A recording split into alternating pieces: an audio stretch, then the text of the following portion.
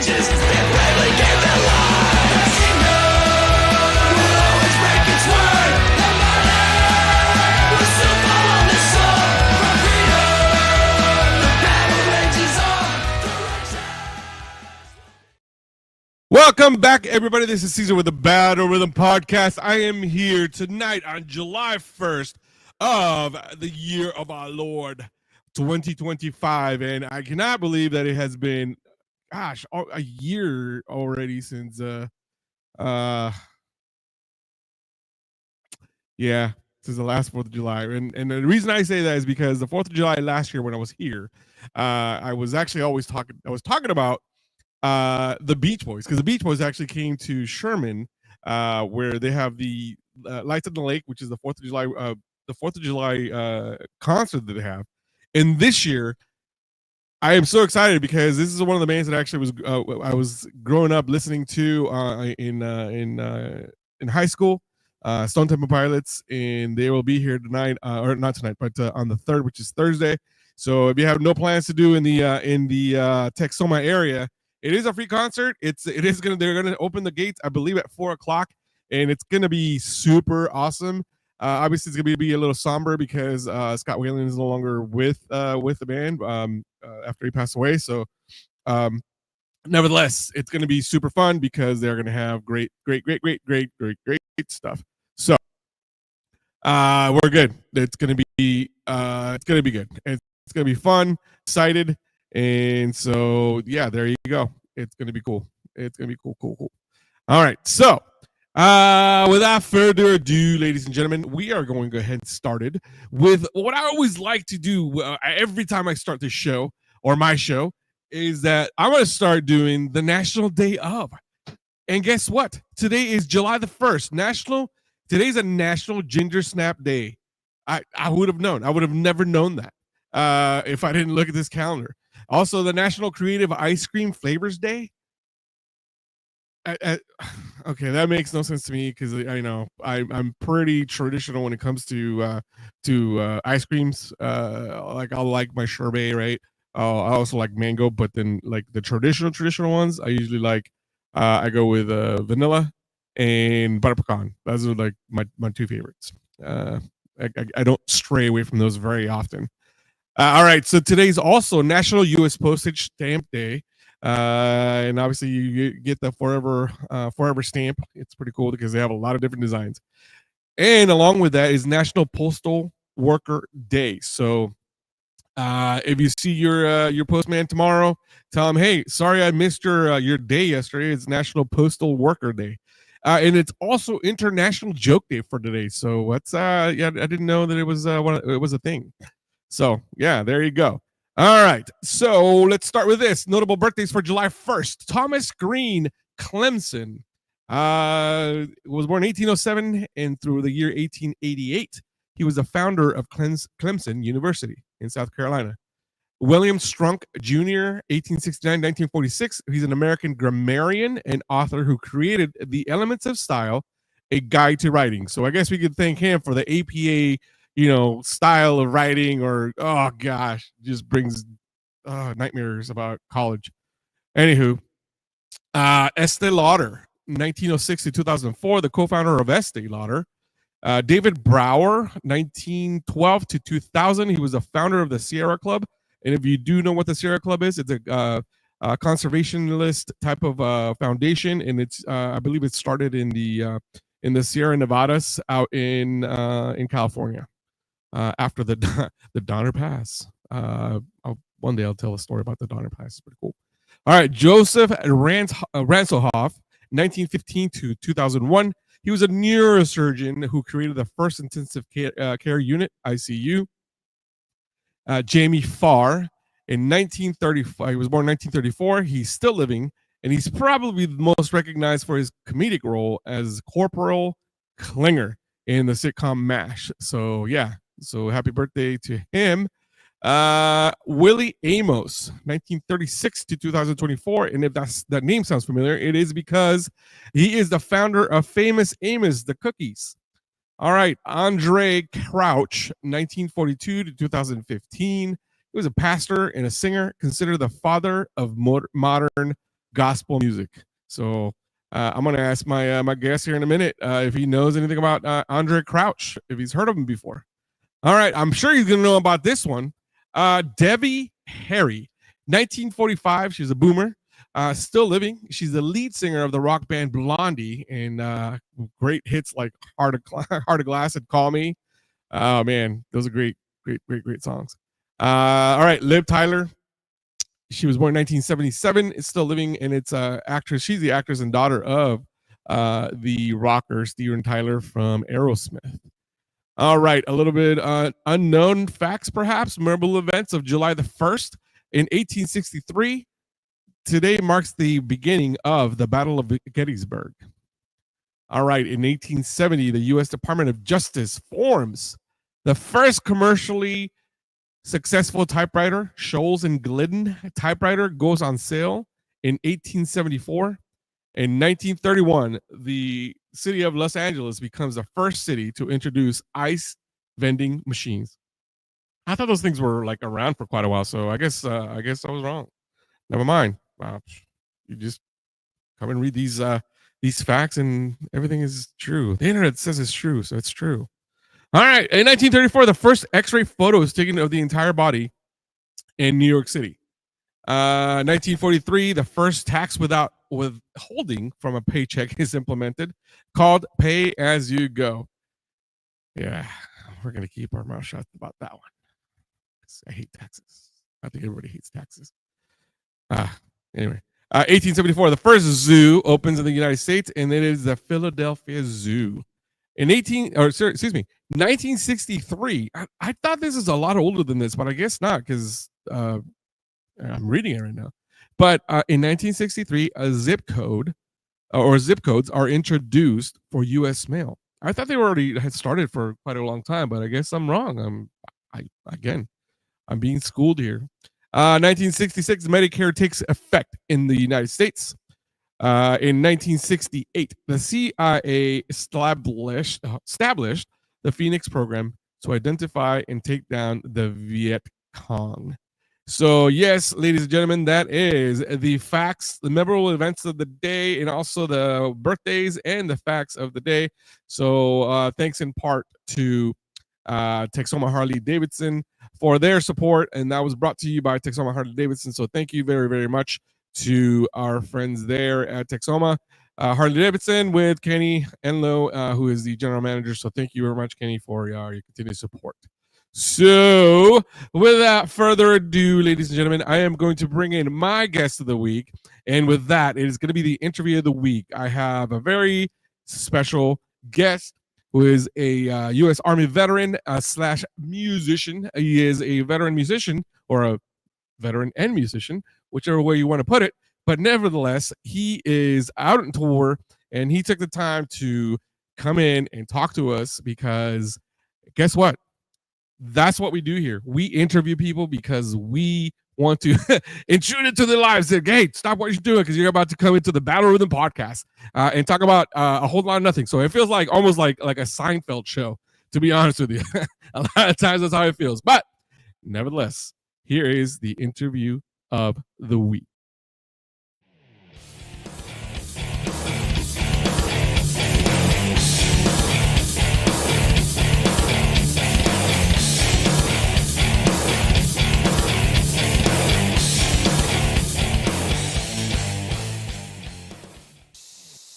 All right, welcome Dan White. How are you, sir? I'm doing great. How's it going? We're living the dream one night at a time, but I mean, at least I don't have a therapist today, so I can't really go into a lot of that. So how is everything going for you today? It's already doing pretty good. It's raining here for once. I haven't had much rain in a while, so we welcome it down here. It's pretty much a desert most of the time. Well, yeah, I tell you what, I don't think I've ever seen so much rain in July or July since for as long as I've lived here in Texas, which is kind of I don't know what to say. It just sucks. The fact that there's just been so much rain. So we have the opposite problem. We're so far south that we don't get much at all. Well, anytime we want to trade spaces or trade places, we could definitely do that. So we can go over that. All right. All right. Well, welcome to the show. I'm glad that you we were finally able to hook up with the times because we had been trying for about to get you on the show for about a month, and then we had a mail snafu with my provider and everything. So I was finally able to get it resolved. Finally able to send emails to Gmail. I don't know why everything stopped. All of a sudden, just stopped. And so the technical team was actually working on it, and for whatever reason, nothing was going in or going or coming in or going out. So I was like, oh, that's and I noticed that I was like, wait, why am I not getting any of my emails on my VOP? And they're like, oh, I don't know. They couldn't, nobody could figure it out. And I finally sat down on Sunday afternoon. I was like, you guys are gonna figure this out right now. So we did and figured it out. And the next day I sent you an email, said, hey, let's get this going. So there you go. All right. So let's start off with the fact that you're actually an Army veteran. So let me ask you this: what era of a veteran are you? Are you the Desert Shield, Desert Storm, or Iraq? The first one, Desert Shield. The first one. All right. First Iraq, basically. Right. Well, did you serve overseas by any chance? Not during the war. No, I was Okay. going through basic training when all that broke out. Oh wow, yeah. So it was done in 3 days, I think. So you're like, I didn't get any action on that one. That's too bad. So how many years did you end up doing altogether? I did 9.5 years. Oh, hey, you were right at the cusp of going over the 10-year threshold, so you can actually retire. I did about the same, but I didn't retire. I was like, yeah, I'm good. I don't want to do it. So what was your MOS when you were in? I was a musician. Really? Wow. So, I've never actually interviewed Army MOS musician before. Like honestly, I've never actually even met any of them other than when they played at the parades or whenever they were doing all that stuff. So, walk me through what it's like to actually go in there. Do you have to be selected, right? You have to be. You basically have to audition for it. Is that correct? Yes, you have to give an audition, and it's basically kind of the same stuff you would know when you're in your first year and a half of college, being a music major. So you have to already do this audition. And luckily, when I was in high school, I was taking music theory courses and things like that. So I actually took the audition right after high school and made it without a degree or anything like that. Wow, that's cool. I mean, how long did it take for you to, or let's say, I guess, did you have to go like OJT and do that stuff through? Well, when I first went in, I was with the National Guard because I didn't know what I wanted to do with my life. So I was still in high school and I was doing about a year with the Guard. And so I went through basic training first, and then I went to OJT with the Guard band the band that was there where I went through basic training. But then after I came back and I was looking for a job and stuff after my training, I kind of missed it. So I went ahead and did an audition for active duty bands, and I made that one as well. So I went right back in a year later after I got out from basic in the National Guard. And how our promotions completely different as a musician than they are as a regular Army? The way it used to be, I think it's still the same. You would enter as, because you already know your skill because you're already a trained musician when you go in. Right. So you enter as a PFC or an E3. And then when you go to the School of Music, it used to be 6-month-long course, but now I think it's like 18 weeks or something like that. 6 months? Sitting on the beach in Virginia at Norfolk base. And with the Navy? Yeah, the Army school is actually on the Navy base. What? It's for Navy, Marines, and Army. Oh, okay. So they put all the music schools together because it's right. It's a very small community, right? Good for everybody. Well, okay. So I actually I had the chance to actually go into the Air Force band in high school. I was like, nah, I'm not doing it. I'm not going military wear. This is when I was 18, right? And they had recruited me because I was in a program at that point. I was doing sound and everything. I was a musician, doing all that stuff. And so their school for the Air Force is in Colorado Springs at the Air Force Academy. Right. And I was like, I'm good. I should have taken the deal. If I could have did it again, I'd definitely go Air Force because they do more of the playing, whereas Army does more of the armying. Yeah, So because overall, you still like. I had a friend of mine. He's a Marine. He's all, well, every Marine's gonna be a Marine. He's all, they're first and foremost, they're gonna be a grunt. I was like, yeah, that sucks. So yeah, first and foremost, you're gonna be a Marine, or excuse me, a soldier. So yeah, I completely understand that. So, so 9.5 years, and then what was your highest rank when you got to the before you got out? I was an E5 sergeant. Oh, okay, cool. Yeah, so we're about the same. I mean, I did 21 years. With that, not all of them counting because I was also guard. I was in California guard, and I'm assuming you were Texas guard. Right. Okay, yeah. See, okay, I forgot to mention people. I hit the Dan Ace from Texas, lives in Texas. I believe he grew up in Texas, right? Actually, growing up, I was all over Arkansas, Oklahoma, and Texas because my dad was a preacher, so we moved around a little bit. When I was... Oh, son of a preacher man. Cool. Yeah. All right. So what? Okay, so every musician has their own story as far as who their influences were, right? And obviously, and I have to ask this because it seems like every kid that is a son or a daughter of a preacher is somewhat, and I'm not saying you were troubled. I'm just saying you were always troubled in the fact that you have I guess the pressure of your dad or your parents saying, "Oh no, you cannot play this," or because you cannot listen to this because it's secular music, you can't do that. But I'm sure there was a rebellious side of you. Be like, "Hey, look, I'm just looking at this musically, and I have to do this." So, who were some of your biggest influences when you were growing up, as far as musicians? When I was growing up, more than likely, when I hit my high school stage, I went totally rebellious and I went heavy metal. So nice. Your son that goes heavy metal, I'm going to hell for that one. Are we talking about like Great White and like AC/DC? We're talking like Metallica, Megadeth. Okay. Some of the Iron Maiden, all those. So the good rock. Yeah. Classic Right rock, on. as it's called now. Right. Yeah. Well. Yeah, I cannot believe that, man. Like, I guess I didn't know this, but I don't know if you knew this or not. But in order for a song to be considered an oldie, it has to be 30 years or more. And so when I was growing up, there was an oldie station that was playing 60s, right? 60s music. At the point, it was 30 years after. So my mother, she was born in 1960. And she would remember these songs when she was growing up. She's like, "Oh my gosh, I remember the song!" Like the Platters, like, "Oh yes, I'm the great pretender."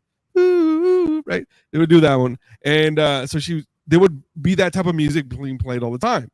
And then all of a sudden, as I was getting older and older, that same radio station started playing like Van Halen 1984. I'm like, what is going on right now? And then all of a sudden they started playing like Stone Temple Pilots, like I mentioned, and then I'm like, oh my god, I am at that point in my life that I am now an oldie station, and that sucks. Yeah. Childhood is now old. That's right. So, first of all, let me thank you for being on the show. Second of all, I want to thank you for reading my memo about wearing a green shirt, because I am also wearing a green shirt. So thank you for that. And let me ask you this. So when you began, what was your first instrument that you picked up? I actually started on the trumpet in 4th grade. Every kid either starts with the trumpet or the clarinet. My sister was the clarinet. I was like, nah, I'm gonna go the other way. I ended up being a choir kid, so I did that instead. So it was pretty awesome. So when you were in the army band and then you auditioned, they normally like the musicians to play at least one or two, or obviously one to start, but several instruments, right? Because it's such a small community, right? Right, and a lot of times you have to double to make the parts come out in some songs. That's so. When you were in? What were you played the most? You played trumpet and what else?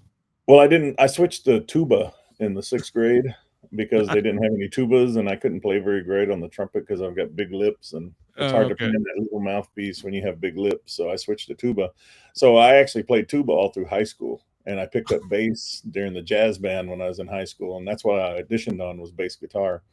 So I had 3 instruments I had to play as a army person that plays one of the rhythm section instruments, whether it's drums, guitar, bass, or keyboard, you also have to march bass drum and cymbals like when they do the parades and stuff like Right. that. So here I am with a big bass drum or popping the cymbals like a little monkey.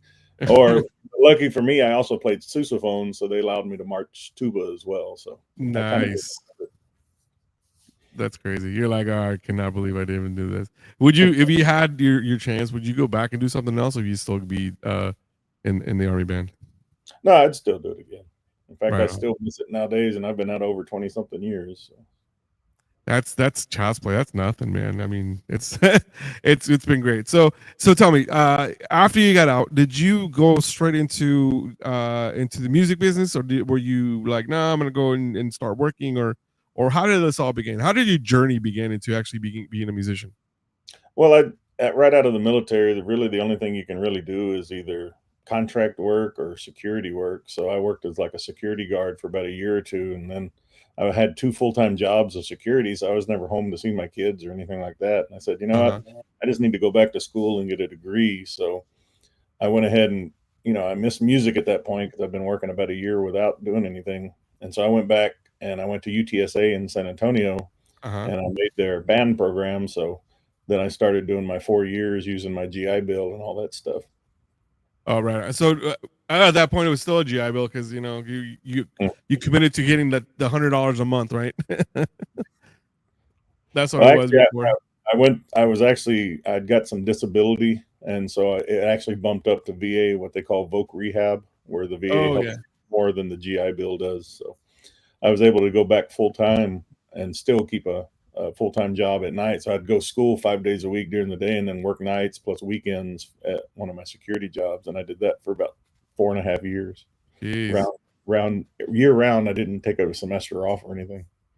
That's crazy, but it's awesome to see that okay, first of all, everybody knows that the music business or the music journey is it's long and painful. So I'm Yeah. sure you've had those days that are like, oh my gosh, I just want to quit. I cannot believe I'm not doing anything. But as you gotten older, do you feel like it has gotten much more enjoyable to be out in front of a crowd and just playing music, just playing, doing what you love? Have you found it to be so?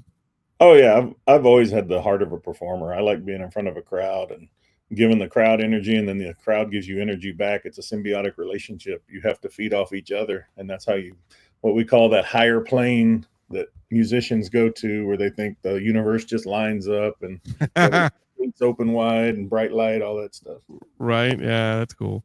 And then what is okay? While you were in the military, what was one of the biggest uh, performances that you had that you Mm, remember?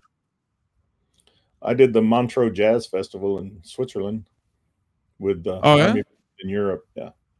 So we did a tour at the Montreux Jazz Festival. We also did a 10-day tour all over Italy, which was really cool, going to these Italian towns and stuff. Got to see the Tower of Pisa and all Nice. the Roman. We went to Rome, so I got to see the Vatican and all that stuff as well. That's super cool. Uh, what was the your least favorite place that you ended up going to? Ooh. Actually, all my tours were actually good, even Korea. I did a year in Korea, but I volunteered to go because I was still young and I just wanted to see the world at that point. So I actually had fun in Korea. Were you in Camp Casey? No, I was at Yongsan. Oh, okay, yeah. So I Before just they went to moved to Camp Casey. yeah, I went to Busan in 23. Oh Mhm. man, I loved it. Loved it. It was so much fun going there. Um the one regret I didn't get a chance to actually go to the American Korean War Museum that they have there in Busan. Mhm. And I would have done it because I have a 96-year-old Korean War vet here with me in my post and BFW post. He's actually 96. He is a World War II, Korea, and Vietnam vet as a Marine. So I wish I would have gone in there because he was there. He was a Marine. He was part of the Chosen Frozen, and he came out alive. So he's part of the chosen few. So it's a small world history, and it just that things like that to me just really excite me. You know, you're like, those are like little nuances that you had. You know, it's like, oh man, that's cool. You know, Right. It was cool to see all the stuff in Italy, plus all the stuff in Europe when I went over there as well. And I mean, yeah, like I said, it's a hardship tour going to Korea, but I actually enjoyed it because one, I was young, I was single, and I was playing gigs on the outside. So uh-huh, it's a working musician's dream to be over there playing in another country making money, right. even while I had a full time day job. Yeah, making a little money as as we get paid as an E3. Hey, I'm here for the education, mom. That's exactly what I tell my mom. I was like, I'm just going because I'm going to get free school free money for school, and she's like, okay, that's fine. You know, it was That's just the reason I joined too, is because I didn't have any plans or any money to pay for anything. So I said, I'll see what this is going to do. exactly. It's cool, but all right. So let's ask some more. Well, I want to say some more recent questions. So, when did you start? After you get out, you got a job and everything. Did you right away join a band, or did you start your own project? How did that begin? Well, actually, I worked straight for, like I said, about 4.5 years, just getting my degree for music, so I Uh-huh. could become a music teacher here in Texas, which is what I do full time now. I'm a band director. So Oh, nice. So you go up there on the ladder, be like, okay, let's go on on Friday nights, right? Friday Night Lights. that's it.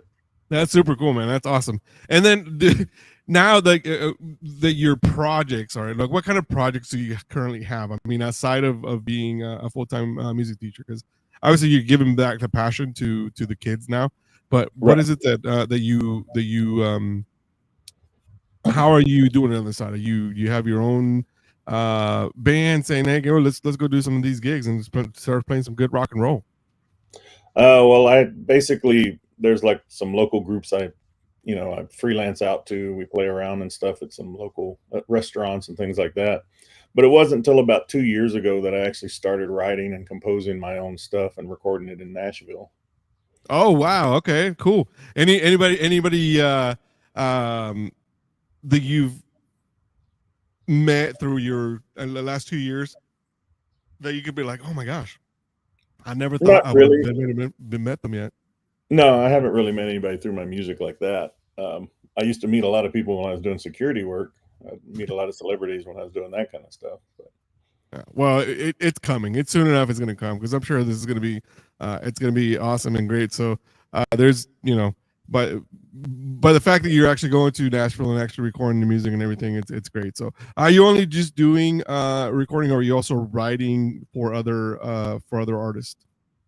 no, right now I'm just writing my own stuff and recording my own stuff. Right. So when can we expect to have something out? You obviously have some music out now, right? Are you working on anything new? Yeah, I've got nine songs currently out on Spotify, Apple Music, all the streaming sites and things. And my number 10, I'm probably going to lay down the vocals this weekend and send it back to Nashville and get it mixed. And then I hope it'll be coming out around probably the middle of the end of September. Oh, that's awesome. So And that'll be my 10th song. right. So are these all going to go into one album, or are they just Yeah, all individual? once I get my 10th one, I'll probably go ahead and do a physical album that I'll start selling. There you go. So you heard it here for folks. We're gonna have live debut from Dan and White as far as when he gets his album out. He's gonna come and premiere it for us here at the on the Battle Rhythm podcast. I just put you at the spot, by the way. So it's cool. So are you prepared to do any of your songs tonight? No, I'm not a guitarist, so I don't. See. I'm a bass player. No, it's all good. I was just putting you on the spot, which is fine. We're just not even. I always put people on the spot that in a way that you're like, oh my gosh, I just do it for the ratings and said nothing else. But it's all good. Which is gonna be fun. But next time that we meet, unfortunately, I'll tell our listeners that unfortunately I wasn't able to send him the release for us to actually play his music. And so once we get that out, we're going to be featuring his music here on the Battle Rhythm podcast on Voice of the People USA Radio and TV network, and also on Busey Digital and Patriot Radio. So you're definitely going to be hearing, getting a lot of likes and Hearts here coming up soon when we start playing that stuff through our networks on our family and network. So you'd be good to go. So all right, let's change a couple of gears here. As far as your songwriting, what is the motivation behind it? Like, do you have like a certain topic that you have, or is there something that comes to your mind and you start writing things right away, or how does Yeah, that work for you? I get kind of an idea or a theme in my head, and then I start kind of playing around with it in my head, get like little earworms going, things like that. And Hmm. then I start. The biggest thing is rhyme scheme, just to make sense with a good rhyme scheme, which is where country music really comes from. Always telling a cool story with music, basically, is what country music is all about.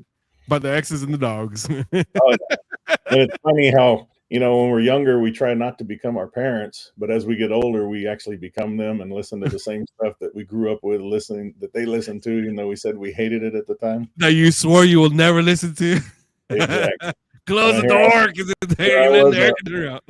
I was a metalhead, and now I'm going into the country blue collar music scene. So it's kind of Oh fun. man, did you ever have the long hair? Yes, I did in high school, all the way down my back. Man, Had the that's nice a big old mullet. there you go. That's a true metalhead right there, because you were listening to Metallica and Dave Mustaine from Megadeth. You definitely Mm. had to have that. So Oh. that's pretty funny. So how long does it take you to write a song when you actually think about It's taken a day, some it's taken several weeks, some it's taken several months. It just depends on how the idea hits me. I don't it? Uh-huh. try to go into a practice or something thinking, "Hey, I'm going to do this right now." It's just whenever it hits, and that's when I start writing my ideas out. Yeah, that's okay. So I'm just trying to think, because I've dabbled in the world of like writing something down, and a lot of times it's like I just end up writing a bunch of gibberish, right? Like nothing that makes any sense. It just kind of whatever thoughts. And uh, this is something that my therapist told me to do, right? Because I'm suffering from PTSD, and she's like, well, start writing things down so you can forget, or you kind of see where you're going with it. And I've not been very successful with that, because I write nothing a lot of times, and I sit there with a notebook that I have, like a journal that I had, and it ends up being like my grocery list, because I'm hungry. At that point, I'm hungry, right? So when you start going, I don't know if you ever saw that movie. Gosh, I think it was a Christian based movie where the guy was actually writing something, and Imagine, I believe was the name of the movie.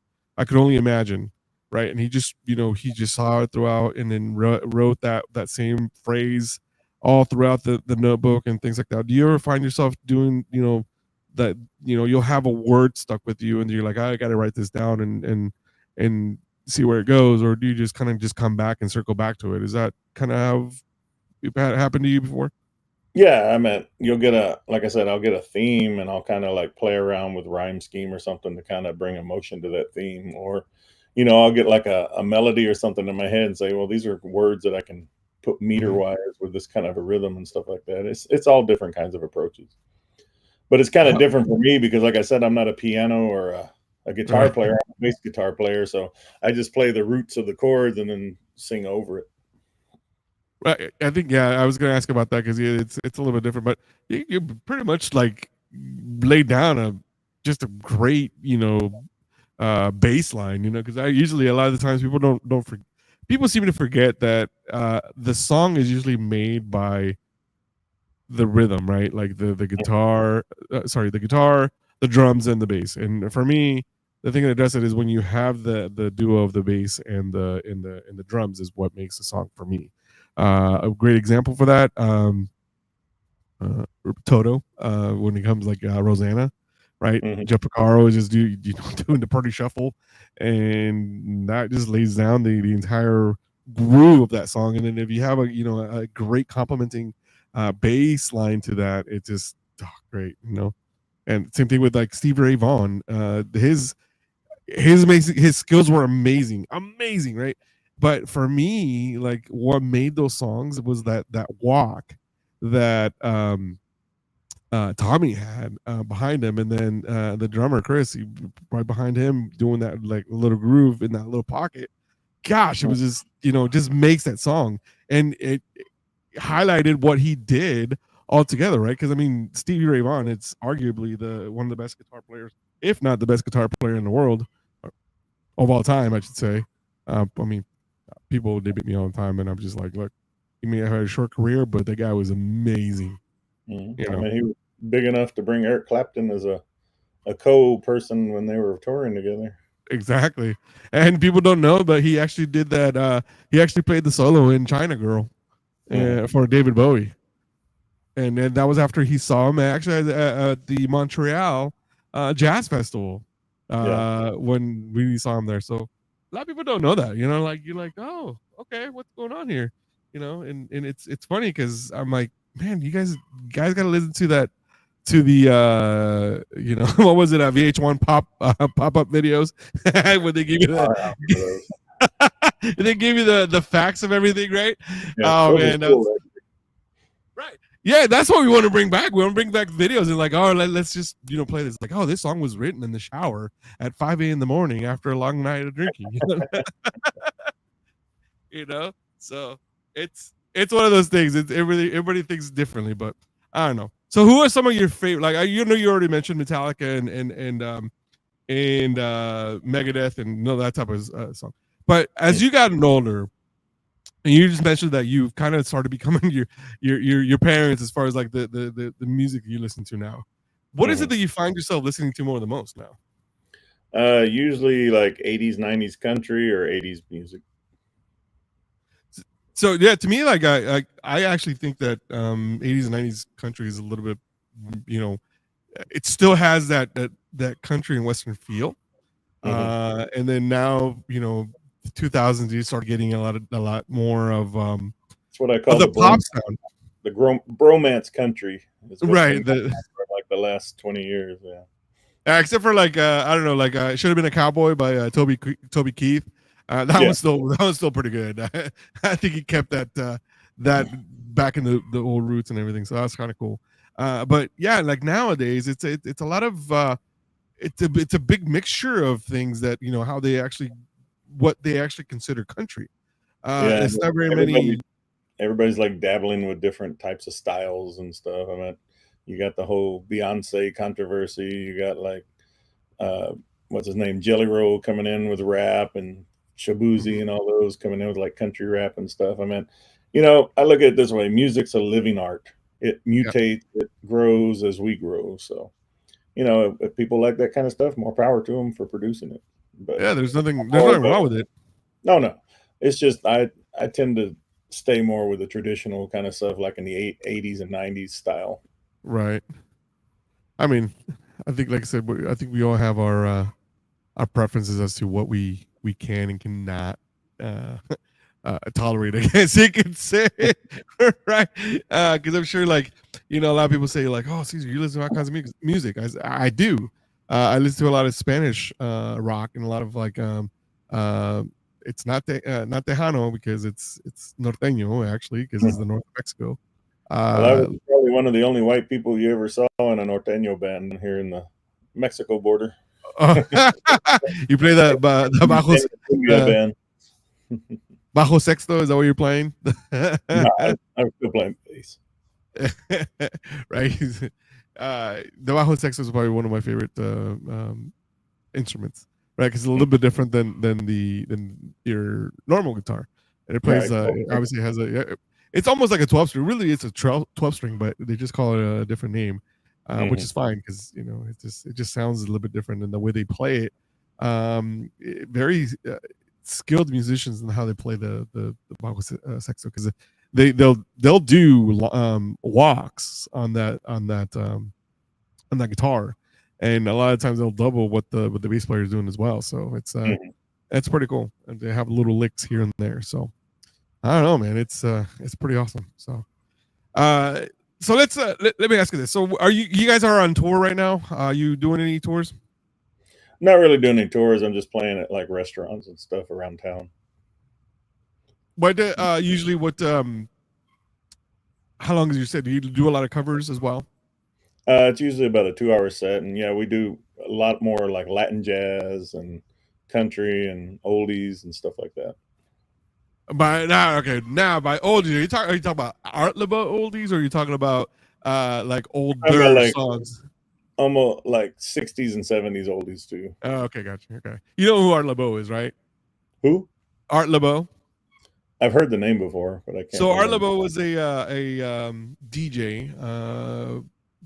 Gosh, started probably like in the 50s, and then grew up or played all throughout the 60s, 70s, 80s, 90s, and up to the 2000s. I think he's like almost 90.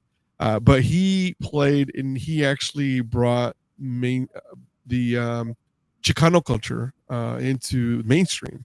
So you were playing a lot of, a lot of war, a lot of different, I forgot what's the name of that song? I'm Your Puppet. Oh, yeah. That type of music that is correlated with how like the Hispanic movement, the Chicano movement was actually going through. So he would have his show called the Art Laboe Show, and every Sunday night, I kid you not, you'd hear these songs, and you also hear these messages that he would read. Well, these messages would say, this is coming from, for example, like men's colony prison in in California, and this is going out to so and so, and yeah, I miss you, and I'll be out in like 5 years. I was like, oh my god, this is what we got to.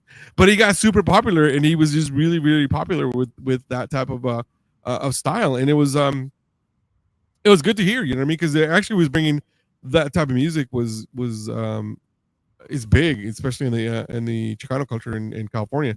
And they still play it. And I believe there's somebody that actually took over because, like I said, he's pretty up there in age. But those songs, I mean, those songs are 60s, 70s, and 80s R&B, like true R&B that they were playing at that time. So it was pretty cool. So do you guys find yourselves that you guys get a lot of requests as to what people want to hear? Yeah, we do some salsa stuff. We do some old Tejano stuff. We do old Chicano stuff, things like that. A lot of Latin jazz, like Tito Puente stuff. And then we throw, country covers in there and some rock covers and things. So the real thing is variety. Just throw a variety of what the people want and let them enjoy the night.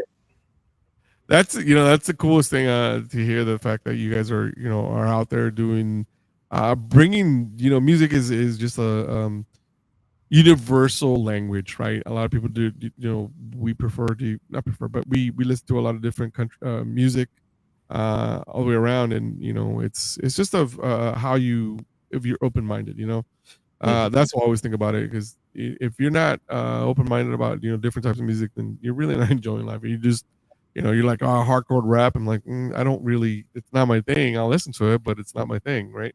But when you put and mix a lot of different genres of music, and it's live, I think that's a big thing too. If it's live and people are playing it, it's a completely different monster than what it is listening to a DJ, right? That's just me, because there's something about a live band that you just kind of, I don't know, gets you moving and get you started and everything. So that's cool. Yeah, it's that symbiotic relationship again. The band feeds the audience, but the audience also feeds the band. So it's just a big old yin yang circle going back and forth. Exactly. So it happens. But all right. So what I'm going to do is I'm going to take a quick little break, and what I'm going to do is I'm going to play a little video because my computer's not working. So we're gonna take a little quick break, and what I'm gonna do is when we come back, we are going to be asking Dan a couple questions, and I think my audience knows what kind of questions we're going to be asking. So stay tuned for that. We'll be back. You're listening to the Battle Rhythm Podcast here on Voice of the People USA Radio and TV Network, BUC Digital, and Patriot Radio. So stay tuned. We will be right back.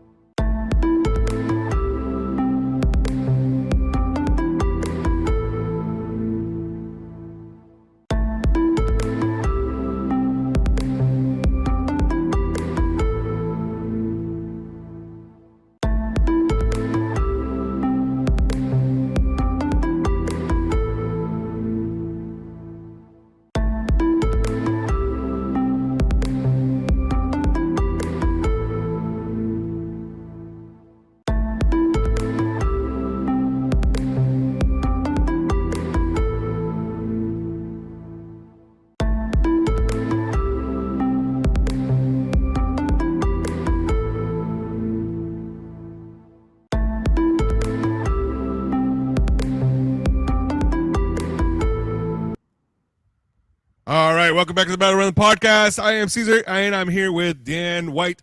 You're listening to us on Voice of the People Radio USA Network, TV network, and also through Busey Digital and Patriot Radio out of Florida. So, the way that we were introduced to one another was through a friend of mine, Jay Stoyan, who is the current, I don't want to say owner, promoter, pretty much everything out of the Disability Channel up in the 51st state of Canada, up in Toronto. He was the one that introduced us, and he was very instrumental in actually getting us together to do this interview. So, first of all, thank you, Jay, for introducing us. I think he's probably going to be. He hasn't commented on anything yet, so I'm kind of bummed out that he hasn't commented. He usually does, but it's cool. He has his program that he does, the Disability Channel. The program that he has is that he actually has I believe it's like a 2-month program where people actually can go in and learn production, post-production, video editing, hosting, that type of thing for people that have disabilities that actually want to better themselves. And then he provides, I believe, a job after that. Most of the time, they will be able to do that. But the thing is that it's just a great tool for other people to actually learn something, right? So for me, the reason why I started this show was because I wanted to do something for my VFW post. Well, with that, I started doing what we call our VPRs, which are informational little shorts about certain events that have happened in our American history. One of them being like just Flag Day, or the other one like the Korean War, or type of things like that. And so that's kind of started just an informational video, and also for like post events. Hey, this week we have steak night. Tomorrow is going to be pool night. Blah blah blah. Whatever those things were. And things like that. And it started out where when I started talking, I was just, suffering, being someone that suffers from PTSD. Being in front of the mic is completely a different a challenge, because it makes you think a lot more. And, when you have a PTSD mind, your mind races, 100% of the time, and at, thousands of miles an hour. And so what my therapist suggested is like, well, why don't you just really talk about, do something on the radio or do something on a podcast and talk about this. And if you're writing down gibberish, you're probably going to talk gibberish. So that's kind of how this show started. But I tell you what, it's been one of those things where it has been very beneficial for me, not only because it has opened up a lot of doors where I've met a lot of different organizations, a lot of different people. I've interviewed many people that have had an impact on society, on the veteran community, on society, on our local politics, city officials, things of that nature. So it has really opened up a lot of doors. And I encourage anybody that's actually going through it that, if you are thinking about actually doing a podcast, if you're thinking about things that are sometimes out of your control, the best way to do it, to deal with it, is kind of to talk about it, to other people that may have the same interest that you have, and talk it out. I think that one of the biggest things that our society is lacking, and you may agree with me or not, but we're lacking that understanding that we may agree to disagree. And nowadays it's just like, if it's not my way, I'm out. I'm gonna take my ball and go home because you're not agreeing with me. And it's just a lost art. It takes a lot for somebody to say, you know what, I disagree with you, but I respectfully disagree with you, but let's just move on. Let's just go have dinner. Let's have a beer or whatever. And we're losing that. We have lost that somehow along the way.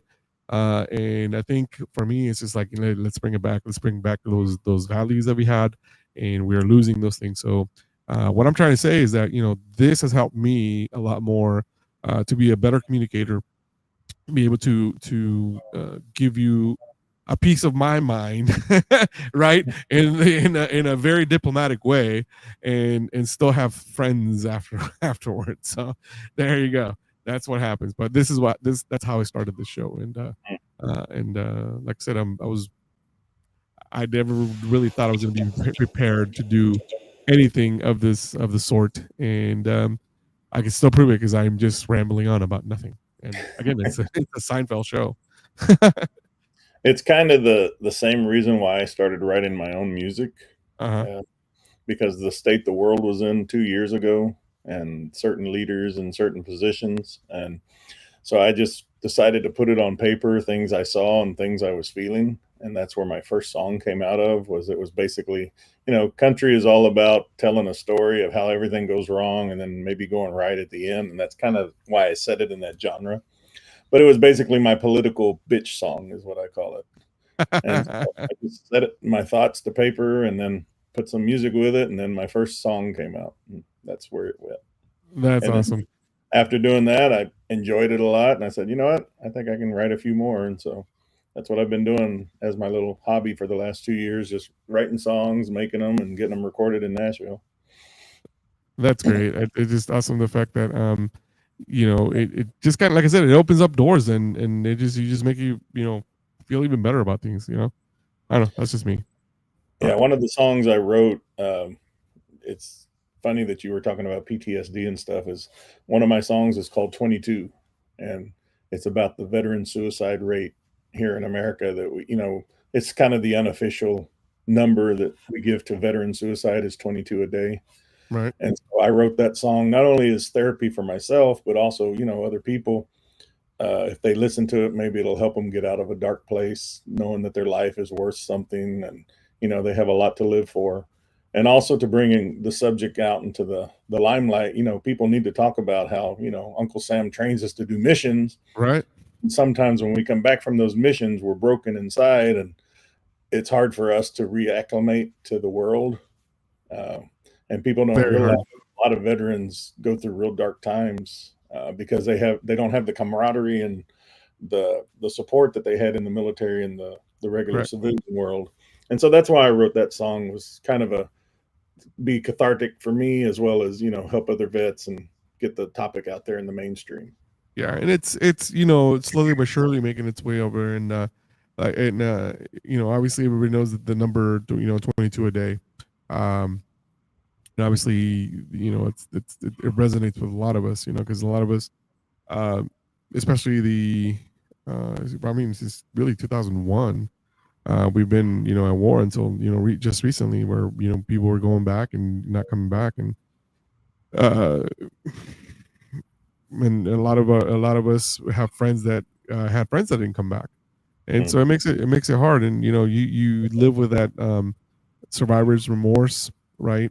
A lot of people do, and it breaks it breaks their spirit, I think. And a lot of times they like you said, the military trains us to be 100% go go go go go, but then when we're done, they don't teach us how to stop that go go go go, because we're always like in rush. We excel in chaos, but then when we are done and they're done with us, as far as like the chaos, they don't know how to bring us back from the chaos, and we don't know how to turn any of that off. So Right. And then when you do try to seek help, then you're hit with all the red tape from the VA. Yep. And then, I mean, I've seen so many people just give up because the VA makes, jumping through hoops so hard just to get the compensation that they're entitled to because of the problems the job did to them. Exactly. And it's hard because, as you know, right now, it just passed here in the state of Texas, SB 3, which is the state bill number 3, which had to do with the use of CBD and I believe THC or CBD, by a lot of the veterans, right? Well, a couple of friends of mine that actually were able to testify in front of the state senate. The current VFW state commander, Dave Walden, and then also Mitch Fuller, who is the national legislative chair for the VFW National. They were both in front of the Senate doing a testimony, and they were both saying, "Hey, I've been using these products, and these are really good for me, they really helped me with my anxiety. They really helped me with this and this, and they just went on and on about the great effects that they have gotten to. Well, it didn't pass right away. It didn't pass the House or the Senate or whatever. It didn't pass, so it ended up going to the desk of the governor. Well, the governor vetoed their thing, so it was able to be put into law. So it was a great win for those people that a lot of these veterans that actually depend on that type of therapy, because it does have its benefits, and a lot of people do benefit from that. So that's really good, and the fact that they're able to utilize that and use it now, so legally, it's great. The fact that I just don't realize why they haven't legalized it so far. I mean, I don't partake in it myself, but I know it's a good medicinal thing for a lot of people. Yeah. And just tax the crap out of it. I mean, one, you'll start making some money back, and two, you'll counter the cartel violence that we're seeing down here on the border a lot, because that's a lot of what they're sneaking across besides fentanyl. Right. And you're right. I mean, if we want to wipe down the national debt, which is in the trillions now. Hey, start taxing this thing. I'm telling you, you pay that off in 10 years. I mean, legalize it, but offer stiff sentences, like people driving under the influence, or they have fatalities, vehicles, and stuff, just like you do drunk driving. Well, I think it's gonna open up a whole new can of whoop-ass, to be honest with you, because it's gonna be different things that are gonna be happening, because people are gonna take advantage of it. Oh, it's legal now. It's like, okay, well, it is, but it's not. Right. Yeah. And unfortunately, for somebody that's still working in the security industry or the defense industry, those federal laws will still supersede anything, and they'll recognize those before they recognize the state law. So if it's legal in the state of Texas, I mean it's legal in the United States. Yeah. So they still have to abide by that. But you're right. No, there has to be a way to punish those who actually use it, for medicinal purposes that are really not using it for medicinal purposes. Which I'm sure there's a ton of people, and as much as it just reminds me of that movie that was back done in the 40s. I think it's called Reefers. It just reminds me of these teenage kids in suits getting high on this. It's just funny. It just reminds me of it. I think I watched that movie in my sophomore year in high school. I think that's when I started showing it. Yeah, dating myself. Anyway. All right, let's play a game. Yeah, you want to play a game? Sure. All right, that's it. Well, I do this every time to every guest I have. It's called Rapid Fire Question. Rapid Fire Questions is brought to you by EGA Construction Services out of the Dallas-Fort Worth area. It is veteran-owned and operated with over 25 years of experience.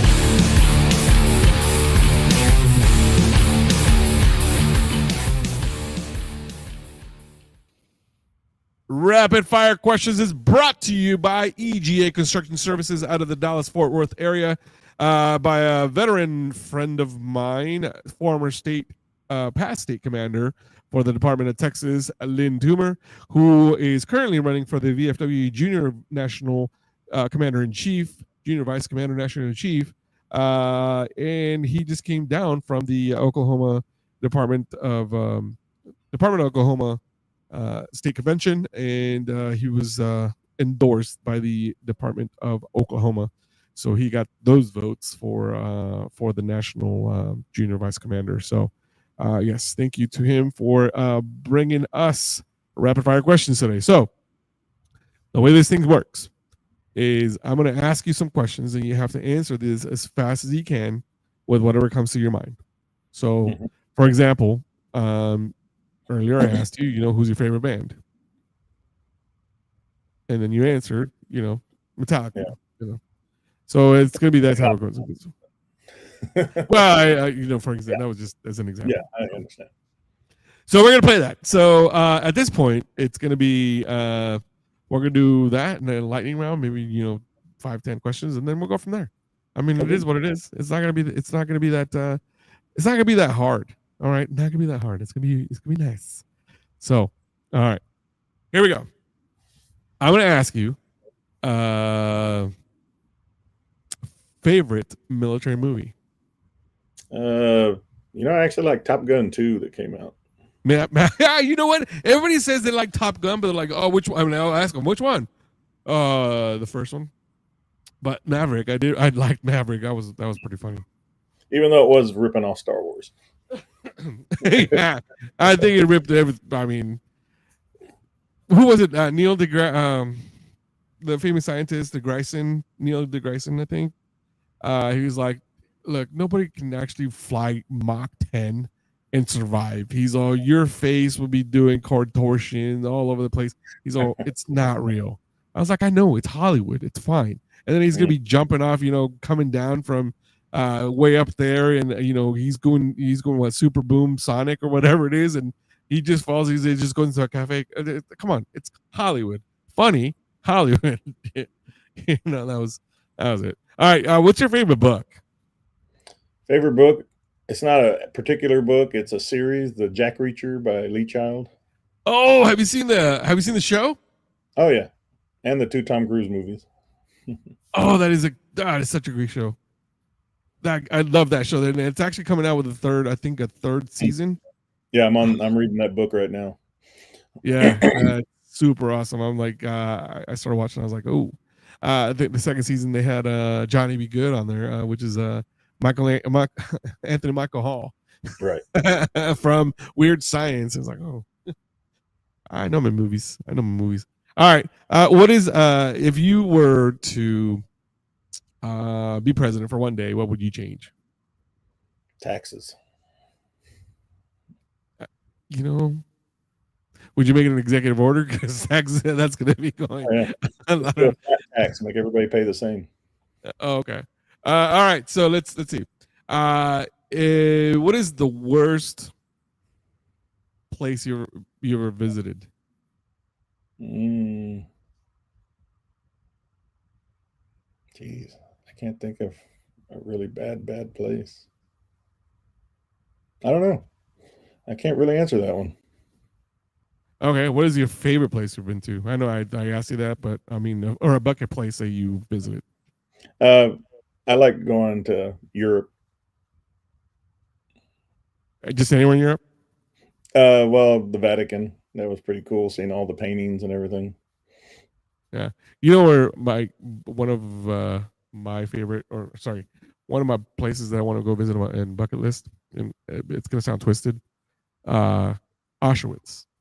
Yeah, that'd be a eye opener. See the museum. And the only reason why is because I love history, and there's nothing more than that. I love history, and just to see it. Like, I remember my senior year in high school, we took a trip to DC when it was like, I think a couple years before they had open. No, it was 94. Sorry, it was 94. I was a sophomore. Went to DC, and we went to the National Holocaust Museum there. Mm-hmm. And it's about 4 stories. You start from the top, you come down to the bottom, and then when you walk in, when you get in there first, they give you a little booklet. That little booklet, it tells you, give you the story about a person. Well, in every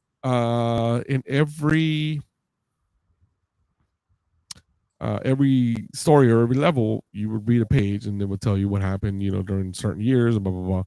And then when you get to the bottom of it, it tells you whether the person lived or died. Well, that was one story. The other thing is we had a bus driver that was there with us, and he's like, oh yeah, I come here all the time, because he was from that area, and it went out. He's like, yeah, I come here all the time, bring tours in all the time. Well, he had a tour of family members and people that were survivors, and family members of people that were in prison in the internment camps. Well, lo and behold, there was 2 sisters. They both had their book, and didn't realize it. They opened the book, and one of the sisters ended up getting, I think, their grandmother or their father, that they ended up getting the booklet. And like, at that point, they didn't know what to say, and he's just like, "Oh my gosh, this is the weirdest thing," right? But the most impactful thing out of the Holocaust Museum is that at the very, very end of the tour, there is a very, very long hallway that on both sides you're walking in and you smell it. It's this smell of old leather, right? Mhm. Because all the shoes, they have all kinds of shoes there all over the place, and the smell of it alone, it was just they had such powerful those air filtration systems. They were really powerful because it was just that smell of old leather was just so, I don't want to say pungent because it wasn't really pungent, but it was just like it hits you. You're like, oh, you know it's leather. But you walk all the way down, and I'm talking about it's almost like a football. I think it was like 100 yards. It was long, and at the very end, right before you make that exit, there was a set of shoes, of little baby shoes that were there. And it just at that point, if you've never felt anything at that point, is just like this sense of just sadness comes over you, and you're like, you have this thing of like almost wanting to cry, and that sense of I don't know, sadness just came over, of several of us, and we were like, after we got out of the museum, we were all bummed out. We're like, man, this sucks. Like, I cannot believe that it happened. And the booklet that I got, obviously the person didn't believe because that didn't live, and they were put into the gas chamber. But it's just one of those, very, very powerful moments that I'll never forget. And every time I think about it, it's just like it's powerful. So yeah, that was one of my things. So, but that's the reason why I want to go to Auschwitz, so I can actually see and for myself, because you hear so much about that type of camp, and that was that was really the end of the road for many of them, and it's crazy. So yeah. Sorry, I just turned this into a No problem. into a bitch session, I guess. I don't know. As far All as right. the worst place I've been to, I just thought about it. I think that's Fort Polk, Louisiana. Yes, where the mosquitoes are bigger than you, Exactly. Almost as big as the ones in Texas. and the humidity. Oh my God, forget the humidity. That's why I hated it. God, it just We'd you always take a have to go down shower there and Played change of commands and stuff from Fort Sam Houston. oh, then you had to play on top of that. Oh, forget it. That just yeah, I don't envy you at all. That sucks. But all right, so if there's one place that you would like to go visit, where would that be? I think I would like to go back to Rome. Yeah. And just see the history again, because I was there on a tour, so I didn't really have too much time in Vatican Square or any of that stuff. So I'd like to go back and take a little bit more time, like a day or two. And as a musician, where is one place you want to play? I would just like to play a big stadium bowl one of these days.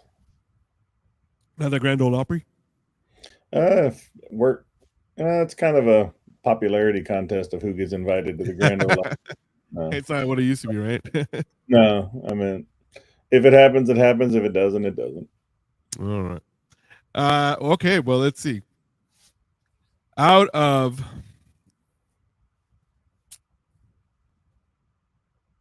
everybody has a bucket list. Mhm. What would you consider your top 3 on your bucket list? To perform a big stadium show is one. To perform a concert with George Strait would be another.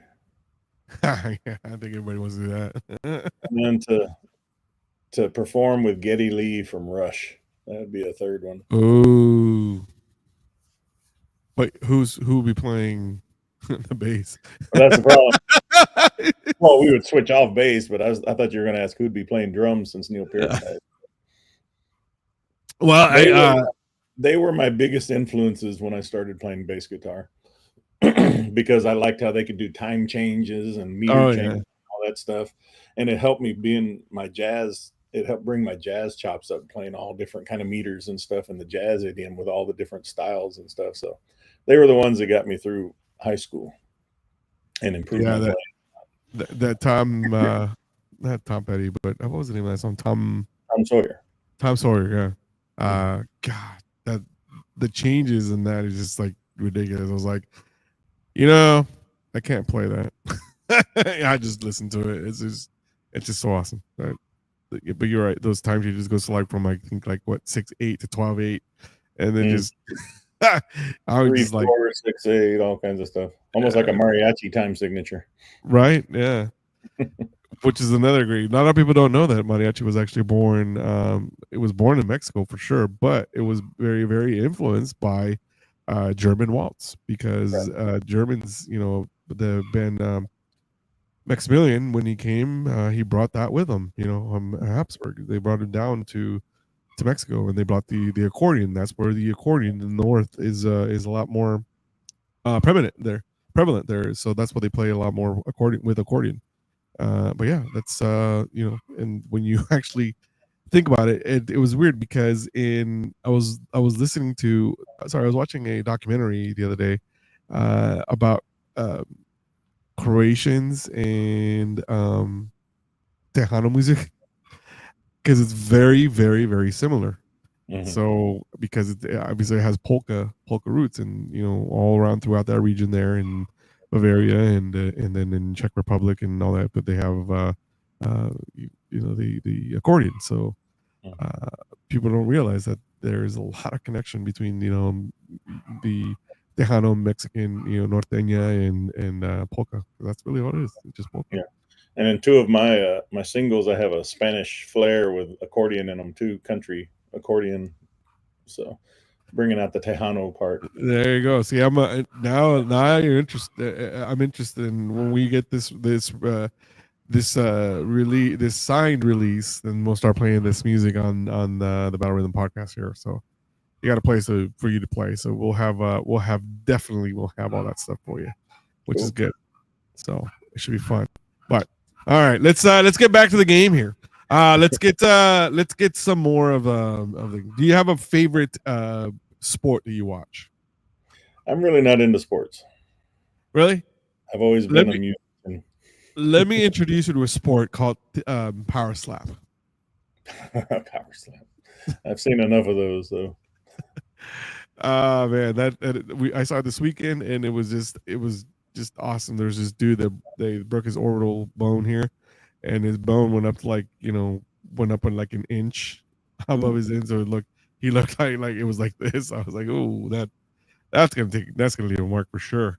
Yeah, I saw one today. It just popped up on my Facebook feed, and it was 2 girls, and she smacked her, and then her nose just started gushing like a fire. Oh yeah, yeah. So wow. It's ridiculous. It's just I never thought it was gonna be like that, but hey, to each his own. I guess they want to get paid a lot of money for somebody to slap them. I'm like, I'll slap him for free just because I want to. Just chancla slaps. That's right. Do you believe that do you believe that for the Olympics they should actually bring a sport that's been known to a lot of Hispanic families, chancla throwing? Well, I'm married to a Mexican lady, so she does it to our kids all the time. There you go. See, and then her I'm pretty sure her she's a lot more dialed in than an artillery round. So it's amazing. I always said if I could find an inventor to work with me, I would make a drone in the shape of a chancla, so it could fly around spinning and then smack the kids and follow them around. I'd be a billionaire. There you go. I mean, I'm pretty sure that somebody's going to do it. Now you said it on out there in the world. Somebody's going to come up with it. You're like, oh man, I had it. So yeah, it's going to be one of those things. You should have patented the idea. So speaking of patent, the copyrights, as far as your music, have you been able to copyright your music and everything, so you actually get credit for all your plays and things like that? I'm going through the process now. I thought it used to be, kind of like the old poor man copyright where you can mail yourself a letter and it's time and date stamped and stuff. But digital now is kind of different, where you actually have to do it through the Library of Congress. Wait, what? Really? The Library of Congress? You have to go through the Library of Congress and do it through the government now to get your stuff, because anybody can backdate stuff now and say, no, I had this idea back here. And so it's a hassle. So yeah. Oh, okay, gotcha. Got to do it legally now, or else somebody can steal your ideas and take all your money. But it doesn't have to go to the patent office, because it's not really a patent, right? It's just no, it's not a patent. It's the Copyright Office. Yeah. Okay. Wow. I didn't know. I had no idea about that. Mm. Had no idea. So did they once you started writing all this music, were you approached or have you been approached by songwriters associations to actually become part of them? No, I joined like there's one called Texas Country Music Association, which is like for local indie Texas artists, red dirt road kind of country and stuff like that, going back to the roots, not the mainstream bromance as I call it. Uh-huh. And so I'm a member of that organization. And then you've got all these little indie clubs and stuff popping up now, ISSA and some other ones like that that deal with more of the indie artists and not the mainstream. Yeah. Okay.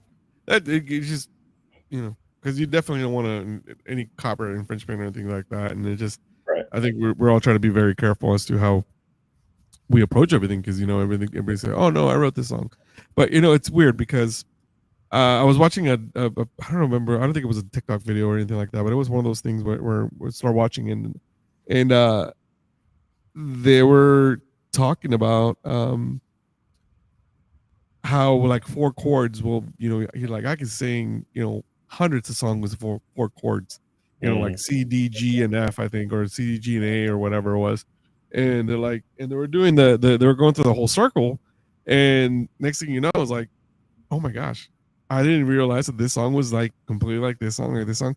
So I think it would be very, very hard to really prove that it was a complete lift because, so a lot of these songs are, kind of like the same. It just really what changes is Mhm. the rhythm. Yeah, so like blues changes is basically 1-4-5 in any key, and how can you copyright the blues when everybody plays it? Yeah. Yeah. I, I don't know. It just boggles my mind the fact that there could be hundreds and hundreds of songs on four chords. And Mhm. I think Beethoven and Mozart had the right idea when they just wrote all these things in there, and everything was always different. So it was crazy. It was good. All right. Well, let's get back to our game here. Do you prefer Coke or Pepsi? Pepsi. Oh man, Pepsi. Pepsi's sweeter, Coke's more, I don't know how you say it, more acidy. Well, I prefer the Mexican Coke, but Yeah, it's if got you can real. get that, definitely.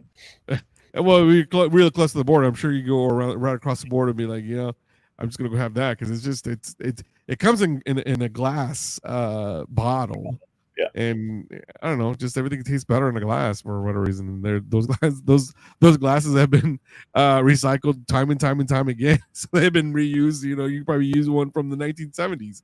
Yeah. You never know. Mexican Coke and Street Elote. There you go. Yeah, exactly. Like favorite, favorite street food. It would have to be elote. Yeah. For me is will always be a taco. Yeah. Always. Yeah. I don't But know. see, we got taco places a dime a dozen. It's hard finding good Mexican corn because a lot of people do just sweet yellow corn, and only a few places have the white Mexican corn that they bring across. Yeah. It happens. So.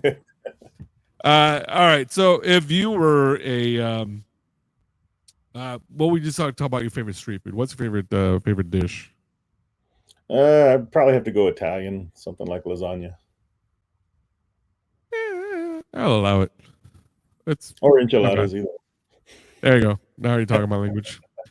Green or red enchiladas? That's a question. Red. Even though my wife makes good suiza sometimes.